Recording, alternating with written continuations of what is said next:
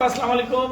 আমি এখন এই সাইপ্রাসে আমি একটু 30 সেকেন্ডের মধ্যে বললে তারপর আপনি বলা শুরু করবেন। আপনি চেষ্টা করতেছেন। আজকে সাইপ্রাসের রাজধানী নিকোসিয়াতে আমাদের আওয়ামী লীগ নেতৃবৃন্দ এবং বঙ্গবন্ধুর আদর্শের সৈনিক শুভানুদ্দীরা অনেক আগে থেকেই আপনার বক্তব্য শোনার জন্য অপেক্ষা আছে।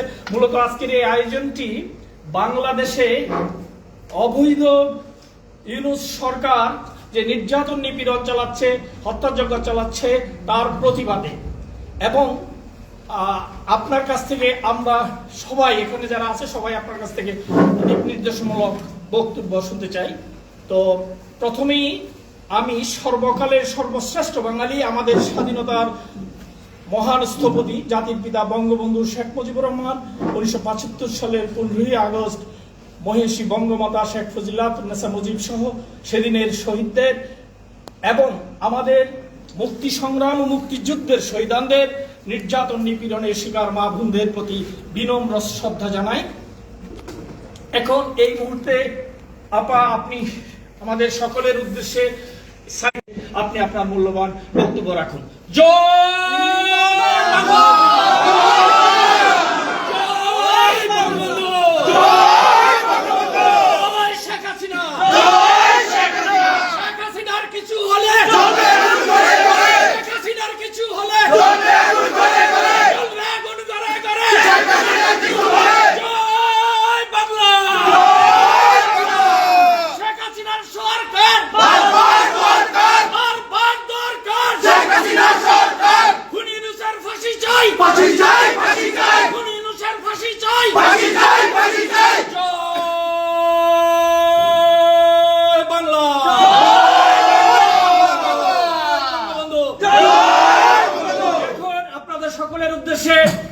বাংলাদেশের মাননীয় প্রধানমন্ত্রী, বাংলাদেশ আওয়ামী লীগের সংগ্রামী সভাপতি, আমাদের সকলের প্রাণপ্রিয় মানবতার মা, যিনি শোষিত বঞ্চিত মানুষের জন্য নিজকে উৎসর্গ করে দিয়ে বঙ্গবন্ধুর স্বপ্নের ঠিকানায় বাংলাদেশকে নিয়ে যাওয়ার সংগ্রাম করছিলেন, সেই সংগ্রামকে যারা বাধাগ্রস্ত করেছে, থামিয়ে দিয়েছে, সেই আমাদের প্রাণপ্রিয় নেত্রী তাদের বিরুদ্ধে, এই ইউনূস বাংলার বিরুদ্ধে আমাদের প্রবাসী করণীয় সম্পর্কে দিক নির্দেশমূলক বক্তব্য এই মুহূর্তে রাখবেন।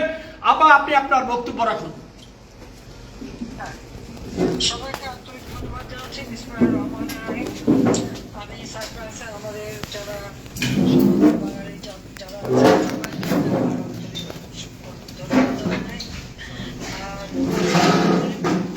আগামীকাল আমি বড়দিনের শুভেচ্ছা জানাচ্ছি আমাদের খ্রিস্টান সম্প্রদায় যারা আমাদের দেশে বিদেশে যে যেখানে আছেন সকলের জন্যই আমার আন্তরিক শুভেচ্ছা, এই বড়দিনের শুভেচ্ছা জানাচ্ছি।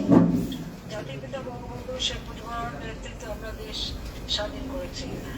ডিসেম্বর আমাদের বিজয়ের মাস। এই বিজয়ে জাতির পিতা বঙ্গবন্ধু তার জীবনটাকে উৎসর্গ করেছিলেন বাঙালি জাতির জন্য। তিনি চেয়েছিলেন যে বাঙালি জাতি উন্নত সমৃদ্ধ জীবন পাবে, সুন্দরভাবে বাঁচবে। আর সেই লক্ষ্য নিয়ে দেশ তিনি স্বাধীন করেন। মাত্র 3 বছর 7 মাসের মধ্যে বাংলাদেশকে তো যুদ্ধ বিধ্বস্ত দেশকে গড়ে তোলেন এবং একটা সম্পূর্ণ দেশ হিসেবে জাতিসংঘ কর্তৃক বাংলাদেশ স্বীকৃতি পায়। দুর্ভাগ্যের বিষয় 15ই আগস্ট জাতির পিতাকে নির্মমভাবে হত্যা করা হয়। আর এই হত্যার মধ্য দিয়ে আমাদের পুরো দেশটাকে স্বাধীনতার চেতনা থেকে একেবারে বাইরে নিয়ে এমন একটা অবস্থায় নিয়ে আসছি যে যেখানে বাংলাদেশের মানুষের কোনো অধিকার ছিল না। ইতিহাস বিকৃতি করা, জনগণের সকল অধিকার পূর্ণ করে দেশটাকে সম্পূর্ণভাবে অবস্থায় নিয়ে আসে। ওই অবস্থা থেকে দেশকে আমরা মুক্ত করার চেষ্টা করি দীর্ঘ সংগ্রামের পথ দিয়ে। আজকে জাতির পিতা বঙ্গবন্ধু শেখ মুজিবের যে আদর্শ লক্ষ্য, সেই লক্ষ্য নিয়ে কিন্তু বাংলাদেশকে আমরা উন্নয়নশীল দেশ হিসেবে উন্নীত করতে সক্ষম হয়েছি।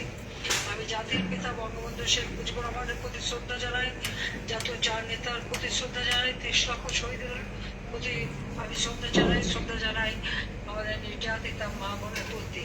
একই সাথে আমি পরম শ্রদ্ধা স্মরণ করি যারা আমাদের ভোট ও ভাতের অধিকার আদায়ের আন্দোলন, গণতন্ত্র প্রতিষ্ঠার আন্দোলন আন্দোলনে জীবন দিয়েছেন। আর বিশেষ করে 2024 সালে আমাদের অগণিত নেতাকর্মী, আওয়ামী লীগের প্রায় 1000-এর উপর নেতাকর্মী তারা নিহত হয়েছে এই ইউনুসগণদের হাতে। আর প্রায় 15,000-এর মতো আমাদের নেতাকর্মী আহত। 1 কোটির মতো ঘর বাড়ি ব্যবসা প্রতিষ্ঠান সবকিছু ধ্বংসপ্রাপ্ত হয়, আগুনে পুড়িয়েছে, নয় লুটপাট করেছে এবং জাতীয় সম্পদগুলি পর্যন্ত ধ্বংস করেছে। যারা শাহাদাত বরণ করেছেন, মৃত্যুবরণ করেছেন, তাদের আমি স্মরণ করছি, শ্রদ্ধা জানাই। আর যারা ক্ষতিগ্রস্ত তাদের প্রতি আমরা সহানুভূতি জানাই। আমার জীবনে তো চাওয়া পাওয়ার কিছু ছিল না, বাবা মা ভাই সব হারিয়ে আমি এই বাংলাদেশে এসেছিলাম জনগণের কল্যাণে কাজ করতে। এবং এটুকু অন্তত আমি বলতে পারি যতটা সফলতার সাথে সেই দায়িত্ব আমি পালন করতে পেরেছি। কারণ জাতির পিতা যে আদর্শ আমাদের শিখেছিলেন সেই আদর্শ অনুসরণ করেই আমি এই দেশকে এগিয়ে নিয়ে গেছি। 15ই আগস্ট আমি হারিয়েছি আমার বাবা জাতির পিতা বঙ্গবন্ধু শেখ মুজিবুর রহমানকে, একই সাথে হারাই আমার মা বেগম মুজিবুন্নেছা মুজিব, আমার ভাই, তিনজন ভাই আমার ছোট, শেখ কামাল মুক্তিযোদ্ধা, ক্যাপ্টেন শেখ কামাল মুক্তিযোদ্ধা, লেফটেন্যান্ট শেখ জামাল, আর আমার ছোট্ট ভাইটি যার বয়স মাত্র 10 বছরের ছোট রাসেলকে আমি হারিয়েছি। কামাল জামালের নবপরিত্যাগকে হারিয়েছি। আমার একমাত্র চাচা শেখ আবুল আছেন মুক্তিযোদ্ধা এবং পঙ্গু ছিলেন। শেখ ফজলত মনি মুক্তিযোদ্ধা, তার দশটা স্ত্রী আঞ্জুমনি, আব্দুল রাউফ সানিয়াবা যিনি কৃষক নেতা ছিলেন, তাকে হারিয়েছি। একই সাথে তার 10 বছরের ছেলে আরিফ, 13 বছর মেয়ে বিবি, 4 বছর নাতি সুকান্ত, তার ভাগ্নে মুক্তিযোদ্ধা সাংবাদিক শহীদ সাহেবাদ এবং ভাগ্নের সাংস্কৃতিক কর্মী রেন্টু সহ, এবং আমার আব্বার military secretary Jamil Uddin, brigadier Jamil Uddin এবং police officer SP Siddiqur Rahman সহ যারা সাধারণ বরণ করেছেন, আমি তাদের প্রতি শ্রদ্ধা জানাচ্ছি। জানি এটুকু বলবো, বাবা মা ভাই সব হারিয়ে 1990 দেশে ফিরে এসেছিলাম জনগণের কাছে। আমার 10 বছরের ছেলে আর 8 বছরের মেয়েকে ছেলে বঞ্চিত করে আমি বাংলার মানুষের কাছে ফিরে এসেছি নিজের জীবনের ঝুঁকি নিয়ে, যে দেশের মানুষের ক্ষুধা দারিদ্র থেকে মুক্ত করে। আমার বাবার যে স্বপ্ন ছিল দুঃখী মানুষের মুখে হাসি ফোটাবেন, সে হাসি ফোটাবার লক্ষ্য নিয়ে এসেছিলাম। এটুকু দাবি করতে পারি যে সরকারে আসার পর থেকে আমি আওয়ামী লীগকে নিয়ে এই 5বার আমরা সরকার গঠন করেছি এবং আওয়ামী লীগ সরকার আসার পর বাংলাদেশের মানুষের আর্থসামাজিক উন্নতি হয়েছে। আমরা মাথা পিছু আয় 2,793 মার্কিন ডলার উন্নীত করতে সক্ষম হয়েছিলাম। দারিদ্রের হার আমরা 18.7 ভাগে নামিয়েছিলাম, যা ছিল বিএনপির আমলে 41 ভাগ। আমাদের লক্ষ্য ছিল যে হতদরিদ্র বলে কেউ থাকবে না, সেখানে আমরা সাফল্য অর্জন করেছিলাম। কারণ আমরা গৃহহীন ভূমি মানুষকে বিনা পয়সা ঘর বাড়ি তৈরি করে দিচ্ছিলাম। কাউন্টি ক্লিনিকের মাধ্যমে তাদের চিকিৎসা সেবা জনগণের দুর্গয়ে পৌঁছে দিতে 30 প্রকার ঔষধ বিনামূল্যে আমরা দিতাম। বিনা মূল্যে ছাত্রছাত্রীদের বই বিতরণ, সদস্যে তাদের জন্য মৃত্যু প্রবৃত্তির ব্যবস্থা, উচ্চশিক্ষার ব্যবস্থা, সমস্ত কিছু আমরা কিন্তু দেশের মানুষের কল্যাণে করি। আমাদের দুর্ভাগ্য এই কাজগুলো আমরা যখন করলে মানুষকে একটু আমাদের দেশের মানুষ যখন একটু সুখের মুখ দেখতে শুরু করলো, একটু শান্তি স্বস্তি,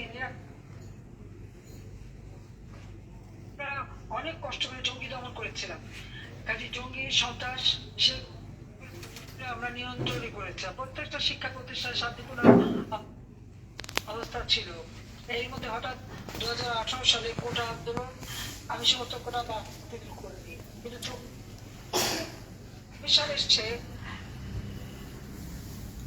একটা মানে আমরা আমাদের সরকারি সরকারের পক্ষ থেকে উচ্চ আদালতে আবেদন করি, সেই আয় স্থগিত হয়ে আবার কোটা বন্ধ হয়েছে। এই কোটা বন্ধ হয় 1 মাস পরে 7 জুলাই হঠাৎ আন্দোলনের নামে বিরোধী আন্দোলন, বৈষম্যবিহীন আন্দোলন। এই কথা বলে আর 24 নির্বাচনে জয়ী হয়ে সরকার আসার পর থেকে অনবরত মিথ্যা অপবাদ ছড়ানো এবং মানুষকে বিভ্রান্ত করা আমার নিজের খুব ভাবতে অবাক লাগে যে মানুষগুলির জন্য দিন রাত অক্লান্ত পরিশ্রম করে এই বাংলাদেশে আমরা সুফলগুলি ভোগ করছে, তারাই কেমন যেন মানে সব ঘুরে গেল, তারাই সব উল্টো দাঁড়ালো। একবার গভীরভাবে চিন্তা করলো না যে কোটা বলে কোনো ইস্যুই নাই, তাহলে এরা কেন এভাবে আন্দোলন করে। তারপরেও ছাত্রদের সাথে আলোচনা করা হয়েছে এবং সব দাবি মেনে নিলাম। এই সব দাবি মেনে নেওয়ার পরে কি এক দফা দাবি, আমি কি অপরাধটা করেছি, আমি কোন কাজটা খারাপ করেছি, আমার নামে অপবাদ দেওয়া হচ্ছে, আমি নাকি মানুষ খুন করেছি। আজকেও একটা মামলা পুলিশ অফিসার থেকে শুরু করে আওয়ামী লীগের নেতা কর্মীকে গ্রেপ্তার, বললো আমাকে পেলে নাকি মানুষরা ভালোভাবে চলতো কি, ছাত্রদের পুড়িয়ে মারা হয়েছে। আমি কেন ছাত্রদের পুড়িয়ে মারতে যাব? ছাত্রদের পুড়িয়ে মেরেছে তো এই মেটিকুলাসলি ডিজাইন করা মাস্টার মাইন্ডের প্ল্যান হিসেবে এই ছাত্রদের হত্যা করা হয়েছে। ছাত্রদের পুড়িয়ে মেরেছে, পুলিশদের পুড়িয়ে মেরেছে, থানা পুড়িয়েছে। আমার নিজের তো আমি গণভবনে থাকি, সেখানে আগুন, লুটপাট, বঙ্গবন্ধু স্মৃতি জাদুঘর সেখানে আগুন দিয়ে পুড়িয়েছে, সুধা সদন জগতের বাসা সেখানে আগুন দিয়ে পুড়িয়েছে, রেহানার বাসা সেখানে, সংসদ ভবন আক্রমণ, তাছাড়া মেট্রো রেল, এক্সপ্রেসওয়ে, বিটিভি ভবন, সেতু ভবন, সড়ক ভবন, বিটিআরসি ভবন এবং আমাদের দুর্যোগ মন্ত্রণালয় ভবন সব জ্বালিয়ে পুড়িয়েছে কারা? তাহলে পোড়ানোর অভ্যাসটা কাদের? 235টা থানা পুড়িয়েছে, থানার ভিতরে পুলিশকে পুড়িয়ে মেরেছে, অন্তঃশত পুলিশ কনস্টেবল বারবার মাপ চেয়েছে, বলছে ভাই আমাকে মায়ের না, আমার পেটে বাচ্চা, তাও তারা শোনেনি, পিটিয়ে তাদের হত্যা করেছে। পিটিয়ে হত্যা করা ঠিক কসাইখানায় যেরকম পশুগুলি জবাই করে ঝুলিয়ে রাখে, সেইভাবে আওয়ামী লীগের নেতাকর্মী, পুলিশ তাদেরকে হত্যা শুধু না, তাদেরকে হত্যা করেছে এবং ওইভাবে ঝুলিয়ে রেখেছে। এইভাবে তারা মানুষের উপর অত্যাচার করেছে।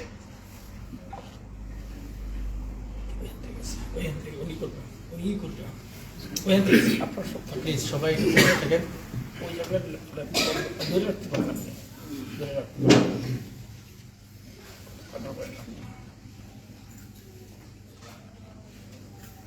সবাই ভিডিও করতেছেন, কয়েকটা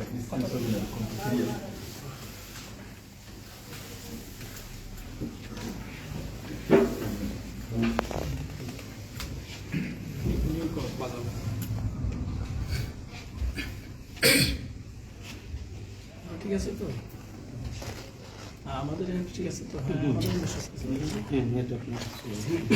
আমার ছিল কেন ওইখান থেকে উনি ওইটাই ছিল যে ডিস্টার্ব করতেছিল, এখানে ওইখান থেকে এটা হয় ওনাদের, ওনার ওই জায়গায় সিজনের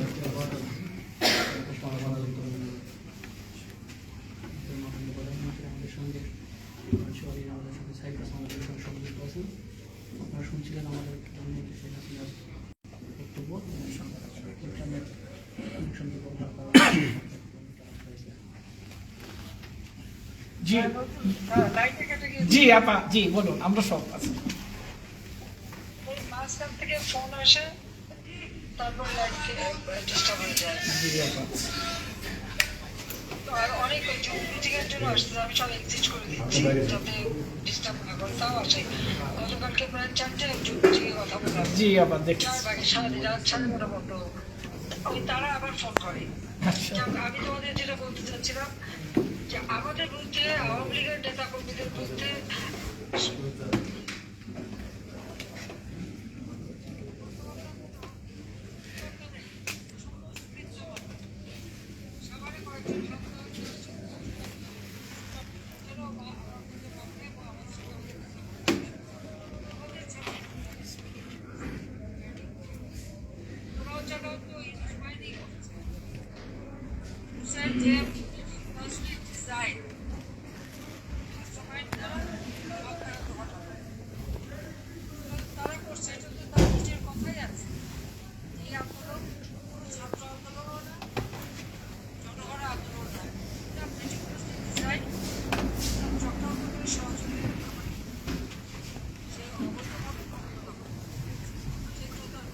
শেষ নেই।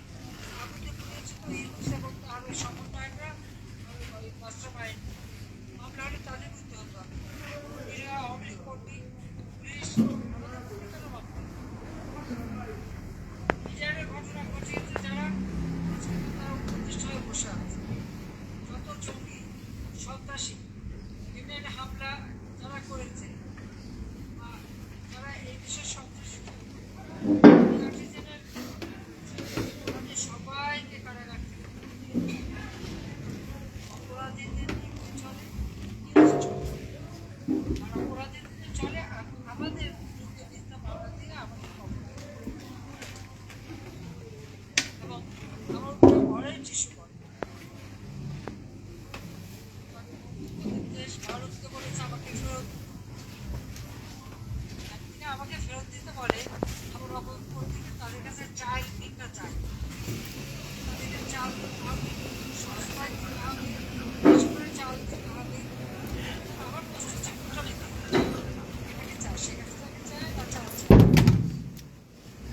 চাপা তাই মা বাবাকে ঝগড়া করবা আমার আর পড়াবা এখন স্কুলে দেখলাম ওই শাড়িও পড়ালো চাদরও পড়ালো তার নাকি যখন একটা বড় স্কুলে তার নেবে না এখন আবার চাউল চাচ্ছে শস্যটা যাচ্ছে আলু যাচ্ছে চাল যাচ্ছে সব তো যাচ্ছে একটা খাবার না হলে চলবে না আবার গালাগালি করবা আমার প্রহরের দেওয়া আমি যেখানে আছে আমার নিজের ইচ্ছায় আছে তারা আমাকে চাওয়ার আমার যেদিন বাংলাদেশে যাওয়ার আমি ঠিকই বাংলাদেশে যাওয়ার জন্য সাধ্য আছে আমাকে বাধা দেয় পারবে না আজকে যেভাবে আমার নেতা কর্মীদের নির্যাতন হত্যা দুষ্টতার গলায় জুতো মালা পড়ায় ইনশাল্লাহ একদিন সেই দিনেও আসবে ইউনুস আর তার মাস্টার মাইন্ড যারা এবং যারা তাদের গলায় বাংলাদেশের জনগণ জুতার মালা পড়ায় গালি জুতো মারবে জয় বাংলা জয় বঙ্গবন্ধু জয় বঙ্গবন্ধু প্লিজ প্লিজ জি আপা যারা খুন করছে শুধু বোঝাই যায় 15 জুলাই থেকে শুরু করে আগস্ট পর্যন্ত যারা অপরাধগুলি করেছে তাদের দায় মুক্তি দেওয়া হয়েছে এই দায় মুক্তি দিয়ে কিন্তু তিনি ওরা যে অপরাধী সেটাই প্রমাণ করেছে দায় মুক্তিটাই একটা ধরনের এভিডেন্স কাজে দায় মুক্তি দিয়ে এরা জিনিস জ্বালাও করা মানুষ হত্যা করা প্রিয় মানুষ মারা সমস্ত জায়গাগুলি ধ্বংস করা তারা করেছে তারা যে আগুন দিয়ে খেলে আগুন লাগায় বঙ্গবন্ধু ভবনে আগুন দিয়েছে বঙ্গবন্ধুর স্মৃতিটুকু নিয়েই তো আমরা বেঁচেছিলাম আমরা দুই বন্ধু সম্পদ ব্যবহার করিনি জনগণকে দান করে দিয়েছে সেই স্মৃতিটুকু তারা পুড়িয়ে দিল তাহলে পুড়িয়ে মানুষ মারে কে পুরানোর অভ্যেস কার ইউনুস তার মাস্টার মাইন্ড এবং ওই সমন্বয় তাদের যে মামলা সমস্ত মিথ্যা মামলা প্রত্যাহার করতে হবে সেই দাবি আজকে সারা বাংলাদেশ কেন বিশ্বব্যাপী আমাদের যারা তাদের সেই দাবি করতে হচ্ছে সমস্ত মিথ্যা মামলা প্রত্যাহার করে সত্যিকার যারা এই খুনি তাদের বিচার করতে হবে অবৈধভাবে ক্ষমতা দখলকারীকে পদত্যাগ করতে হবে বাংলাদেশে সন্ত্রাস করে দিচ্ছে আজকে চাল ডাল তেল পেঁয়াজ লবণ মাছ মাংস সব জিনিসের দাম এমনভাবে বেড়ে গেছে যে আজকে মানুষের চোখের বিশ্বাস উঠে গেছে মানুষ দুবেলা আছে খাবে সে খাবার পর্যন্ত তাদের সুযোগ নেই এখন ডাস্টবিন থেকে মানুষ খাওয়া শুরু করেছে 20 লক্ষ মেট্রিক টন চাল রেখে এসেছে 26 বিলিয়ন আমাদের ডলার আমাদের রিজার্ভ ছিল আমাদের আমি মাত্র $9 এলএনজি চুক্তি করেছিলাম এখন তার $14-15 কিনছে বাকি টাকাগুলি কোথায় যাচ্ছে কার পকেটে যাচ্ছে আমরা বই ছাপিয়েছি বিনা পয়সায় বই দিই এবার দেখলাম অতিরিক্ত 700 কোটি টাকা বেশি দিয়ে বই ছাপাচ্ছে কেন অতিরিক্ত 700 কোটি টাকা কার পকেটে যাবে? সেটা আমাদের প্রশ্ন। এভাবে চরম দুর্নীতি করে যাচ্ছে, আর অপরদিকে হত্যা, নির্যাতন, ডাকাতি, চিন্তায় রাহাজানি, বাড়ি বাড়ি তল্লাশির নামে লুটপাট, এগুলি অব্যাহত। প্রত্যেকটা আওয়ামী লীগের নেতা কর্মীদের বাড়ি লুট করেছে, এই লুটের বাড়িগুলি কোথায় একদিন তা খুঁজে বের করা হবে।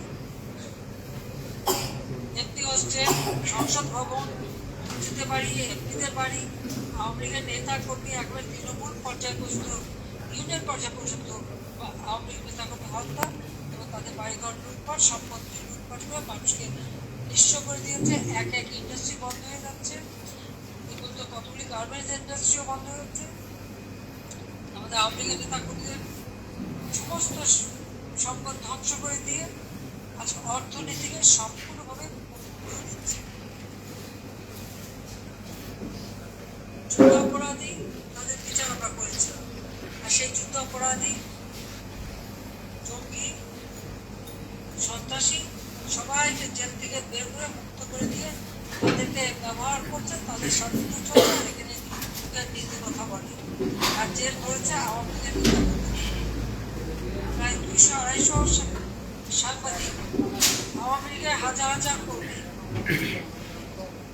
এমনকি সংস্কৃতি সেবী, এমন কেউ নাই যাদেরকে অ্যারেস্ট না করছে। মানুষের কথা বলার অধিকার নাই। টেলিভিশন, রেডিও, পত্রিকা সব জায়গায় তার ইউনিভার্সাল এজেন্ট বসা। তারা যা বলবে ওইটুকু সংবাদ পরিবেশন করতে পারবে, যেভাবে কন্টেন্ট তৈরি করে দেবে সেইভাবে সেটা প্রচার করতে হবে। আমার মনে হয় আমার দেশের মানুষের উচিত কোনো টেলিভিশনের সংবাদ না দেখা, কারণ এরা এইটা তৈরি করে দেবে।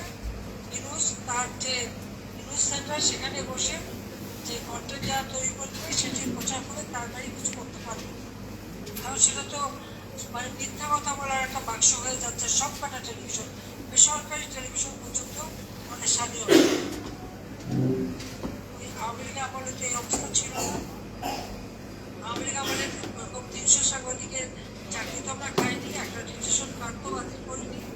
106 জন সাংবাদিকের মধ্যে হত্যা মামলা দিয়েছে। আওয়ামী লীগ আমলে কয়জনের বিরুদ্ধে মামলা করেছে সেটা পূর্ণ করে দেখেন। আচ্ছা, প্রেস ক্লাব, ওই স্বাধীনতা বিরোধী যারা বুদ্ধিজীবীদের হত্যা করেছে তাদের দখলে চলে গেছে। প্রত্যেকটা শিক্ষা প্রতিষ্ঠান, মেডিকেল কলেজ, প্রত্যেকটা ইনস্টিটিউশন সব জায়গায় দলীয়করণ করে বসানো হয়েছে।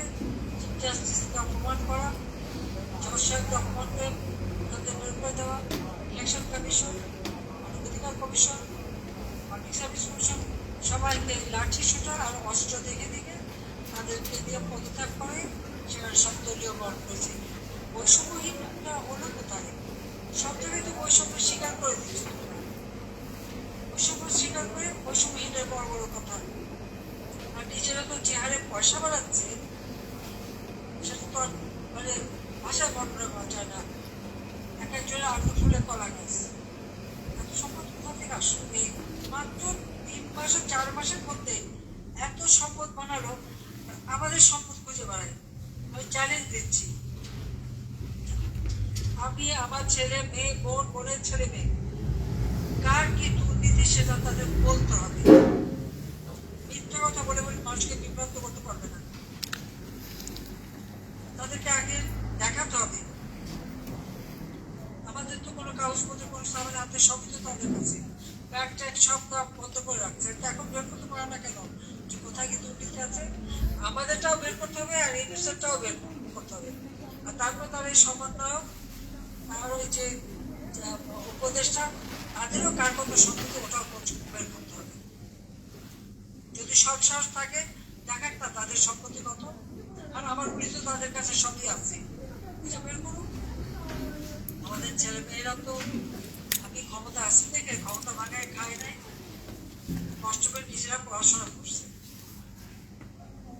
রেহানার মেয়ে অক্সফোর্ড থেকে পাশ করে পরবর্তীতে আবার কিংস কলেজ থেকে মাস্টার ডিগ্রি করছে, ছোট মেয়ে। আর পার্লামেন্ট মেম্বার জিউলি, সে ডাবল মাস্টার্স। ববি এলএসসি থেকে মাস্টার্স, জয় হার্ভার্ড থেকে মাস্টার্স, ব্যাঙ্গালোর ইউনিভার্সিটি থেকে কম্পিউটার সায়েন্সে গ্র্যাজুয়েট, ইউনিভার্সিটি অফ টেক্সাস থেকে কম্পিউটার ইঞ্জিনিয়ারিংয়ে সে গ্র্যাজুয়েট এবং হার্ভার্ড থেকে মাস্টার ডিগ্রি করেছে। আমার মেয়ে ব্যারি ইউনিভার্সিটি থেকে মাস্টার্স ফিনিশ করছে এবং সে এখন WHO যে রিজিওনাল ডাইরেক্টর হিসেবে ভোটে দাঁড়িয়ে ভোট পেয়ে নির্বাচিত হয়ে এখানে 11টা দেশ ভোটার, তার মধ্যে 10টা দেশ মিয়ানমার ভোটার ছিল না, 10টা দেশ ভোটার, সেই 10টা দেশের মধ্যে 8টা ভোট পেয়ে আমার মেয়ে জয়ী হয়ে এই দায়িত্ব পালন করছে। আজকে ইউনুসের সেই তার সেই পরিকল্পনা এবং চক্রান্ত আমার বোনের বিরুদ্ধে হত্যা মামলা, রেহানার বিরুদ্ধে, রেহানা কি দুষ্ট তো লন্ডনে থাকে, পুতুলের বিরুদ্ধে হত্যা মামলা, জয়ের বিরুদ্ধে হত্যা মামলা, ববির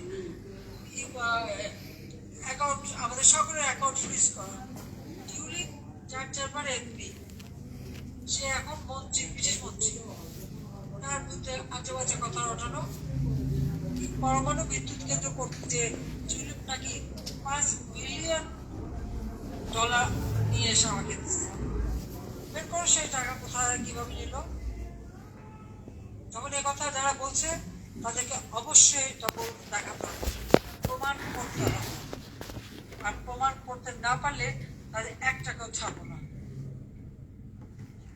খামাখা একটা অপবাদ দিয়ে বিভ্রান্ত করবো, আর এই বিচারটার টাকার অভাব নাই। ঋণের নামে গরিবের টাকা দিয়ে সেই গরিবের কাছে গোটা সুদ নিয়ে গ্রামীণ ব্যাংকের সমস্ত টাকা বিদেশে পাচার, তার দুর্নীতির কথা আজকে বেরোচ্ছে। যে নিজু মজুমদারকে দায়িত্ব দিয়েছে, আমার কাছে সব তথ্য ছিল এবং সে এটা প্রচার করছে, ইউটিউবে আসছে। এটা আমার মনে সবাই দেখে নেওয়া উচিত যে কত টাকা তার বিনিয়োগ ফ্রান্সে, স্পেনে, আমেরিকায়, আফ্রিকান কান্ট্রি, পৃথিবীর কোন জায়গায় না। এত টাকা একটা ব্যাংকের MD সরকারি বেতন খেত, ওখান থেকে পেলে এত টাকা সে জবাব আগে জাতির কাছে নেই। 666 কোটি টাকা ট্যাক্স, সেই ট্যাক্স সে ফাঁকি দিয়েছে। ক্ষমতায় যে ট্যাক্স, নিজের ট্যাক্স নিজে মকুব করা নাই, তো অন্য মানুষ কেন ট্যাক্স দিবে? সে যদি নিজের ব্যবসা প্রতিষ্ঠান থেকে শুরু করে নিজের সমস্ত ইনকাম ট্যাক্স মাফ করাতে পারে 666 কোটি টাকা, কিন্তু তার কাছে পাওনা 1200 কোটি টাকা ট্যাক্স। তার বিরুদ্ধে দুর্নীতির মামলা হয়েছিল, ক্ষমতায় যে সব মামলা সে প্রত্যাহার করে নিয়েছে। ওদের দুর্নীতি খুঁজে বেড়াও, নিজের দুর্নীতি মামলা কেন প্রত্যাহার করো, কেন তদন্ত করতে দিল না? 15 তারিখ থেকে যারা হত্যাকাণ্ডের সাথে জড়িত, আমি যখনই 6 জন মানুষ মারা গেল ছাত্র সহ, আমি সাথে সাথে জুডিশিয়াল এনকোয়ারি কমিটি করে দিলাম যে এখান থেকে বের করতে হবে যে কত মানুষ মারা গেছে এবং কিভাবে মারা গেছে। আমার প্রশ্ন ইউনুস সাহেবের কাছে, সে একটা খুনি, ইউনুসের কাছে আমার প্রশ্ন, জুডিশিয়াল এনকোয়ারি কমিটির কাজ কেন বন্ধ করলো? বন্ধ করেছে আমি জানি কেন। কেন করেছে আপনারা জানেন? কারণ ওই এনকোয়ারি করলে বেরোতো যে কটা হত্যাকাণ্ড ঘটেছে, সেই হত্যাকাণ্ডগুলি তার পরিকল্পনা অনুযায়ী লাশ ফেলেছে, তাদের কথা লাশ ফেলে সরকার পড়ে যাবে। আমি তো লাশের উপর বাদে ক্ষমতায় থাকতে চাইনি, আমি তো লাশ ফেলে ক্ষমতায় থাকতে চাইনি। আর যদি লাশ ফেলে ক্ষমতায় থাকতো তো সেই শক্তি আমি দেখাতে পারতাম, আমি তো দেখাই না। আমাকে হত্যা করতে এসেছে ইউনুস পরিকল্পনা করে, তার সেই প্ল্যানই ছিল কোনোভাবে আমাকে হত্যা করে আমার বোনকে হত্যা করবে। আমরা তো মাত্র 20-25 মিনিটের জন্য বেঁচে গেছি, তবে বেঁচে যাওয়াটাকে কিন্তু অত সহজভাবে যেন দেখে না। কারণ ওই গ্রেনেড হামলায় 13টা গ্রেনেড পেয়েছিল প্রকাশ দিবালোকে, আল্লাহ রাব্বুল আলামিন কিন্তু আমাকে সেখান থেকে বাঁচিয়ে দিয়েছে। মানব প্রাণ রচনা আর নেতা ভূমিকা বাঁচিয়েছে। আর বাঁচিয়েছিল বলেই আমি সরকারে আসতে পেরেছিলাম, আর সরকারে আসতে পেরেছিলাম বলেই আমি জাতির পিতা বঙ্গবন্ধু শেখ মুজিবুর হত্যাকারীদের বিচার করেছি, জাহাজ নেতার হত্যার বিচার করেছি, যুদ্ধ অপরাধীদের বিচার করেছে। আল্লাহ আমাকে দিয়ে কাজ করাবে। পাশাপাশি বাংলাদেশে দীর্ঘ 2009 থেকে 2024 সাল পর্যন্ত দীর্ঘদিন বাংলাদেশে ক্ষমতা এসেছি এবং আর্থসামাজিক উন্নতি করে স্বল্পোন্নত দেশ থেকে বাংলাদেশকে উন্নয়নশীল দেশের মর্যাদায় উন্নীত করতে সক্ষম হয়েছি। বাংলাদেশের মানুষের মুখে খাদ্য যোগান দিয়েছি, চিকিৎসা দিয়েছি, ঘরে ঘরে বিদ্যুৎ দিয়েছি, শিক্ষার হার বাড়িয়েছি, মাতৃমৃত্যু হার কমিয়েছি, শিশু মৃত্যু হার কমিয়ে বাংলাদেশের মানুষের জীবনে শান্তি নিরাপত্তা দিয়েছি। সেই জন্য আল্লাহ আমাকে বাঁচিয়েছে। আর এবার আল্লাহ বাঁচিয়েছে কেন? এরপর থেকে যারা চক্রান্ত করছিল বাংলাদেশটাকে নিয়ে, বাংলাদেশের স্বাধীনতাকে হরণ করা, মুক্তিযুদ্ধের ট্রেনরা ধ্বংস করা, আওয়ামী লীগকে হত্যা করা এবং মুক্তিযুদ্ধের কথা বলা যাবে না, তারা এগুলি করে। আমাদের বিভিন্ন দলের সাথে মিশে যারা নিজেদেরকে তৈরি করেছে, এই চক্রান্ত করেছে, ইউনূস হাজার হাজার কোটি টাকা যোগান দিয়েছে এবং সে যেসব দেশের দালালি করে, যেখানটা দালালি করে তাদের পরিকল্পনা অনুযায়ী করেছে। আল্লাহ চাচ্ছিল এদের চেহারাটা বাংলাদেশের সব মানুষ চিনে ফেলে। এটাই ছিল আল্লাহর ইশারা, যে এদের চেহারাটা, এরা সবার সাথে ভালো সেজে বসে আছে, তাদের আসল চেহারা, বিভৎস চেহারা, তাদের খুনের চেহারা, তাদের দুর্নীতির চেহারা, জঙ্গিবাদের চেহারা, এই চেহারাটা বা যে কি জিনিস এটা, এবং তারও যে মাস্টার মাইন্ডার, তার সমন্বয়কারী সহ তার উপদেষ্টা, এরা যে কি জিনিস, এটার জন্য সব মানুষ চিনে ফেলে। আল্লাহ সেটা চেনার সুযোগ জনগণকে করে দিয়েছে। এখন আমাদের কাজ বাকি। আপনারা প্রবাসী যারা, তাদেরকে আমি বলবো, সকলের কাজ হচ্ছে এই চেহারাগুলো আমরা চিনে গেছি।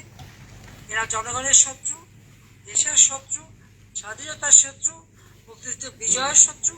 এরা হচ্ছে বাংলাদেশকে ধ্বংস করে দেবে। এই ধ্বংস আমরা হতে দেব না। একদিন ইনশাল্লাহ এদের বিচার করবো। ওই ইন্ডেমনিটি দিয়ে ওই খুনিদের রক্ষা করতে পারবে না।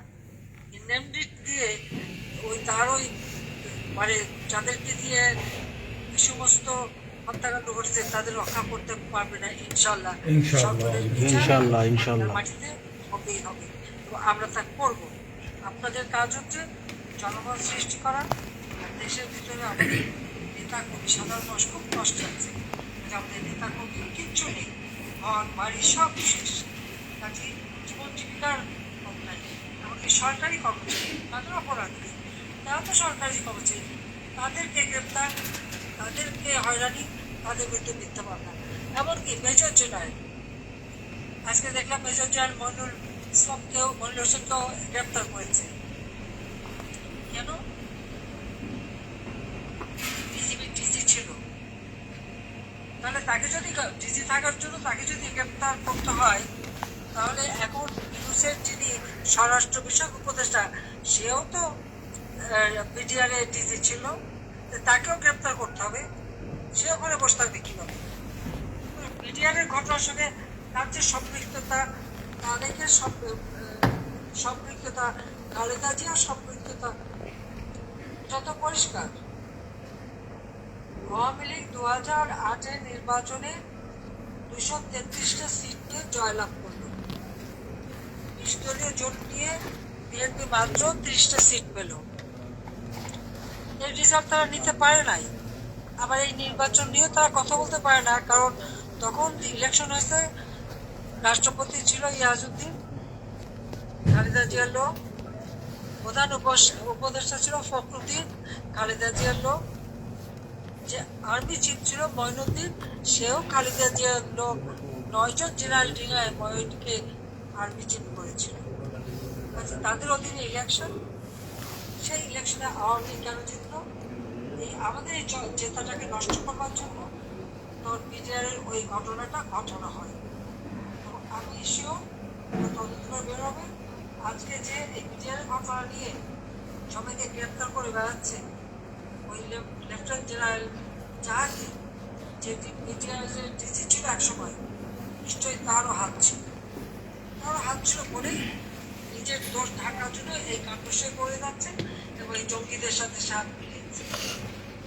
কাজে আমাদের যারা প্রবাসে প্রত্যেকের এই বিষয়গুলি মানুষের কাছে তুলে ধরা, ইন্টারপ্রিটি দিয়ে অপরাধীদেরকে বাঁচানোর চেষ্টা, এমনি যেমন করতে হবে, এর বিরুদ্ধে জনমত সৃষ্টি করতে হবে। পাশাপাশি দেশের মানুষের পাশেও দাঁড়াতে হবে। অনেক দীর্ঘ সময় নিয়ে বক্তব্য দিলাম, যে কথাগুলি আজকে বললাম আপনার ইচ্ছা মতো যে প্রচার করতে পারেন। যেখানে যেখানে আমরা ভাষায় কথা বলছি ওগুলো একটু অ্যাডিট করে দিয়ে ওগুলি প্রচার করবেন, আমার প্রশ্নগুলি রাখবেন। যে আমার বিরুদ্ধে প্রায় 250-র মতো মামলা, সব খুনের। আর আমি নাকি গুম করেছি। আমি কাকে গুম করলাম?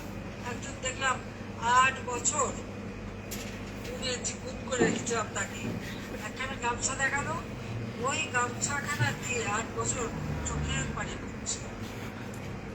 চোখের পানিটা মানে খুব মূল্যবান, কারণ গামছাখানা তো নতুনই থেকে গেছে। আর কিছু ব্যবহার করলে এই গামছার কি চেহারা হবে বলেন তো? এটা হয়তো আপনার গুঞ্জন, সে তো বেঁচে আছে। আর একজনকে গুম করেছি, সে গুম থাকা অবস্থায় 8 বছর গুম ছিল। তার 3 বছর একটা মেয়ে, 3 বছরের একটা বাচ্চা, 6 বছর একটা বাচ্চা। এটাও আপনার গুঞ্জন। আমি যাদেরকে হত্যা করেছি তারা কিন্তু অনেকে জীবন্ত হয়ে ফিরে এসেছে, কিন্তু মামলা রয়ে এইভাবে মিথ্যাচার করে মামলা দিয়ে হয়রানি করতে চাচ্ছে। যে সকল এবং সরকারি কর্মচারীরা কি অপরাধ করছে, পুলিশ কি অপরাধ করছে, কত হাজার পুলিশ তাদের তো গুম করে ফেলেছে এই সরকার। আওয়ামী লীগের যে আমাদের নেতা করতে খবর পাই না, এমপিদের খবর পাই না, কোথায় গেল তারা?